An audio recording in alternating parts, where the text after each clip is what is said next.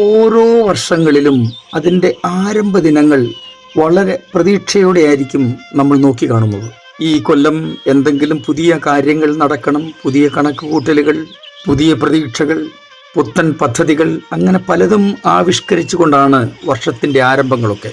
എന്നാൽ ഓരോ ദിവസം കഴിയും തോറും പലരുടെയും പ്രതീക്ഷകൾ അസ്തമിക്കുന്നതും നിരാശയിലേക്ക് അവർ നീങ്ങിക്കൊണ്ടിരിക്കുകയും ചെയ്യുന്നു എന്നത് നമുക്ക് മനസ്സിലാക്കാൻ പറ്റും. എല്ലാവരുമല്ല, പലരും അങ്ങനെ തന്നെയാണ്. ചിലരാകട്ടെ എത്ര കൊല്ലം കഴിഞ്ഞാലും ഒരു ദിവസം എനിക്ക് വേണ്ടി ദൈവം വെച്ചിട്ടുണ്ട് എന്ന പ്രതീക്ഷയോടെ അസ്തമിക്കാത്ത പ്രതീക്ഷയുമായിട്ട് മുന്നേറിക്കൊണ്ടിരിക്കും. അവരുടെ യാതൊരു കാര്യങ്ങൾക്കും അവർ മുടക്കം വരുത്തത്തില്ല, പ്രത്യേകിച്ചും ആത്മീയ കാര്യങ്ങളിൽ.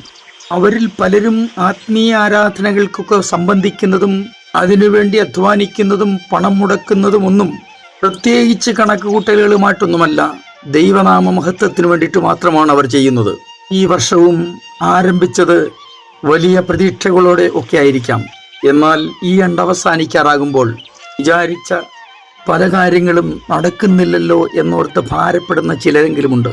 അങ്ങനെയുള്ളവരോട് ഒരു ചെറിയ സന്ദേശം ഞാൻ നൽകാം. ഇന്നും നമുക്ക് യേശുവിനോടുകൂടെ യാത്ര തുടരാം. ചില നിമിഷങ്ങളിലെ തുടർധ്യാനത്തിനായി വിശുദ്ധ മത്തായി എഴുതിയ സുവിശേഷം 12-ാം അധ്യായം 13-ാം വാക്യം വായിക്കട്ടെ. പിന്നെ ആ മനുഷ്യനോട് കൈ നീട്ടുക എന്ന് പറഞ്ഞു. അവൻ നീട്ടി, അത് മറ്റേതുപോലെ സൗഖ്യമായി. വിശുദ്ധ ലൂക്കോസ് തൻ്റെ സുവിശേഷത്തിൻ്റെ 13-ാം അധ്യായത്തിൽ പള്ളിയിൽ കർത്താവ് സൗഖ്യമാക്കിയ ഒട്ടും നിവരാൻ കഴിയാത്ത കൂനിയായ ഒരു സ്ത്രീയെക്കുറിച്ച് പ്രതിപാദിക്കുന്നുണ്ട്. അവർ ഏകദേശം 18 സംവത്സരമായി ഈ കഠിനമായ വ്യഥയിലൂടെ കടന്നു പോകുന്നു. അന്ന് അവരുടെ സൗഖ്യത്തിൻ്റെ ദിവസമായിരുന്നു. യേശു അവരെ സൗഖ്യമാക്കിയെന്നാണ് വിശുദ്ധ ലൂക്കോസ് പ്രസ്താവിക്കുന്നത്. എന്നതുപോലെ ഇവിടെ നമ്മൾ വായിച്ച വാക്യപ്രകാരം യേശു പള്ളിയിൽ ചെന്നപ്പോൾ കൈ വരണ്ട ഒരു മനുഷ്യൻ ആ കൂട്ടത്തിലുണ്ടായിരുന്നു. പല ആളുകൾ ഒരുപോലെ പള്ളിയിൽ പോകുന്ന കൂട്ടത്തിൽ ഈ ഒരു മനുഷ്യൻ മാത്രം കൈ വരണ്ട അവസ്ഥയിൽ. ചിലരെങ്കിലും ഈ മനുഷ്യനെ വിരൽ ചൂണ്ടാറുണ്ട് എന്ന് ഞാൻ വിചാരിക്കുന്നു. ഇത്രയും നാൾ പള്ളിയിൽ വന്നിട്ട് ഇവന് മാത്രം എന്താ ഇങ്ങനെ, എന്തോ പന്തികേടുണ്ട് എന്നൊക്കെ ചോദിക്കുന്നവരുണ്ടാവാം. വിശുദ്ധ യോഹന്നാൻ സുവിശേഷം 9-ാം അധ്യായത്തിൽ പിറവിയിലെ കുരുടനായ ഒരു മനുഷ്യനെ യേശു വഴിയരികിൽ ഭിക്ഷയാചിക്കുന്നതായി കണ്ടു എന്ന് രേഖപ്പെടുത്തിയിട്ടുണ്ട്. ആ മനുഷ്യനെ കണ്ടപ്പോൾ യേശുവിൻ്റെ ശിഷ്യന്മാർ തന്നെ ഇങ്ങനെ ഒരു ചോദ്യം ഉന്നയിച്ചു. അതായത് കർത്താവിനോട് തന്നെയാണ് ചോദിക്കുന്നത്, ഗുരു, ഈ മനുഷ്യൻ കുരുടനായി പിറക്കത്തക്കവണ്ണം ഇവനോ ഇവൻ്റെ അമ്മയപ്പന്മാരോ ആരാണ് പാപം ചെയ്തത്? അവരുടെയും വിചാരം ചിലർക്കെങ്കിലും എന്തെങ്കിലും തിന്മയുണ്ടാകുമ്പോൾ അവരുടെ എന്തെങ്കിലും കുറവ് കൊണ്ടാണെന്ന. ചിലരുടെ വിചാരം ഞങ്ങൾക്ക് ഈ അനുഗ്രഹവും നന്മയും ഒക്കെ ലഭിച്ചത് ഞങ്ങൾ പുണ്യാളച്ചന്മാരായതുകൊണ്ടാണ്. രണ്ടുമല്ല കേട്ടോ. യേശു പറഞ്ഞത് ഇത് രണ്ടും കൊണ്ടല്ല, അവനോ അവൻ്റെ അമ്മയപ്പന്മാരോ പാപം ചെയ്തുകൊണ്ടല്ല, മറിച്ച് ദൈവത്തിൻ്റെ നാമം അവനിലൂടെ മഹത്വമായി തീരുവാൻ വേണ്ടിയിട്ടാണ് ഇവൻ കുരുടനായി പിറന്നത്. അതിനുശേഷം യേശു അവനെ സൗഖ്യമാക്കുന്ന സംഭവം അവിടെ രേഖപ്പെടുത്തിയിട്ടുണ്ട്. അതുപോലെ തന്നെ ഇവിടെ ഇതാ ആലയത്തിൽ കൈവരണ്ട ഒരു മനുഷ്യൻ. അവന് നേരെ ഉയരുന്ന ചോദ്യങ്ങൾ ഒരുപക്ഷെ ഇതിനകത്ത് രേഖപ്പെടുത്തിയിട്ടില്ലായിരിക്കാം. ചോദ്യങ്ങൾ ഉണ്ടാവും എന്നത് വാസ്തവം തന്നെയാണ്. ഇതൊക്കെ കണ്ടുകൊണ്ടാണ് യേശു അവിടെ കടന്നു വരുന്നത്. ഇതൊക്കെ മനസ്സിലാക്കിക്കൊണ്ടാണ് യേശു അവനെ സൗഖ്യമാക്കുന്നത്.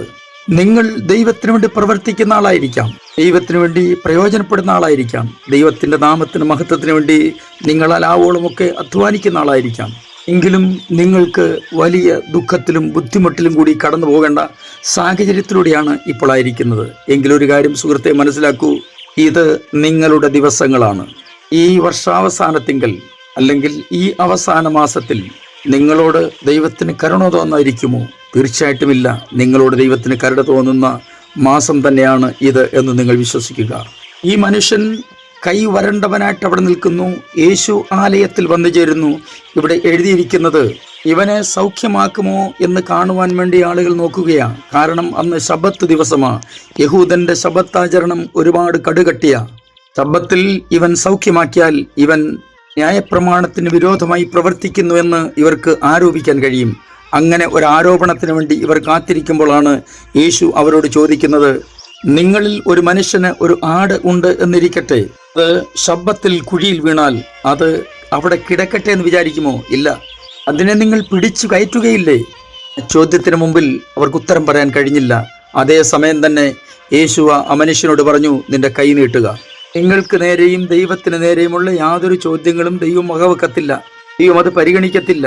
അത് പരിഗണിക്കാതെ തന്നെ നിങ്ങൾക്ക് വേണ്ടിയുള്ള ഒരു വിടുതൽ ദൈവം അയക്കും എന്നത് വാസ്തവമാണ്. നിങ്ങൾ വിശ്വാസത്തിൽ അല്പം പോലും പുറകോട്ട് പോകരുത്. നിങ്ങൾ കർത്താവിൽ നിന്ന് അല്പം പോലും അകന്നു മാറരുത്. ഉറച്ച ചുവടുകളോടെ എടുത്ത തീരുമാനം അങ്ങനെ തന്നെ നിവർത്തിക്കപ്പെടുമെന്ന വിശ്വാസത്തോടെ മുന്നേറുക. കർത്താവ് നിങ്ങളുടെ കൂടെയുണ്ട്. നിങ്ങൾക്ക് ആവശ്യമായ വിടുതൽ ദൈവം നൽകുക തന്നെ ചെയ്യും. ഞാൻ നിങ്ങൾക്കൊണ്ട് പ്രാർത്ഥിക്കുന്നു. സ്വർഗീയ പിതാവേ, എൻ്റെ എല്ലാ പ്രിയപ്പെട്ടവരെയും അങ്ങയുടെ കരങ്ങളിലേക്ക് ഏൽപ്പിച്ച് അനുഗ്രഹിച്ച് പ്രാർത്ഥിക്കുന്നു. ഞങ്ങൾ എല്ലാവരും തന്നെ പുതിയ പ്രതീക്ഷയോടെയും വലിയ കണക്കുകൂട്ടലുകളോടെയുമാണ് ഈ വർഷം ആരംഭിച്ചത്. എന്നാൽ ഈ ആണ്ട് അവസാനിക്കാറാകുന്ന ഈ ദിവസങ്ങളിൽ ഞങ്ങളിൽ പലരും അതീവ ദുഃഖിതരും വല്ലാത്ത കഷ്ടത്തിലൂടെ കടന്നു പോകുന്ന അവസ്ഥയിലുമാണ്. ഈ മനുഷ്യനെ സൗഖ്യമാക്കിയതുപോലെ, ഒട്ടും നിവരുവാൻ കഴിയാത്ത ആ സ്ത്രീയെ ആലയത്തിൽ സൗഖ്യമാക്കിയതുപോലെ ഏറ്റവും കഷ്ടമനുഭവിക്കുന്ന ഈ പ്രിയപ്പെട്ടവരുടെ കരുണ തോന്നണം. അവിടുത്തെ അത്ഭുതം അവരുടെ ജീവിതത്തിൽ വെളിപ്പെടുത്തി അവരെ മാനിക്കണമെന്ന് പ്രാർത്ഥിക്കുന്നു. യേശു ക്രിസ്തുവിൻ്റെ അൻപുള്ള നാമത്തിൽ തന്നെ ആമേൻ.